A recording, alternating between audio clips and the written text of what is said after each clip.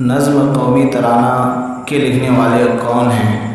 Option A Allama Iqbal, option B Imam Bibi, option C Qudsia Bano, option D Shafiq Fatima. اس کا صحیح جواب ہے آپشن اے علامہ اقبال۔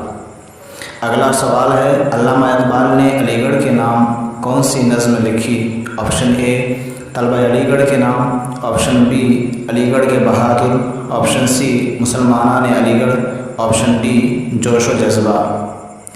اس کا صحیح جواب ہے آپشن اے طلبہ علی گڑھ کے نام۔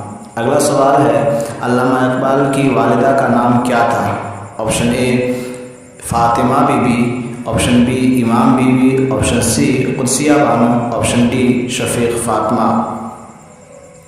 اس کا صحیح جواب ہے option B Imam be be.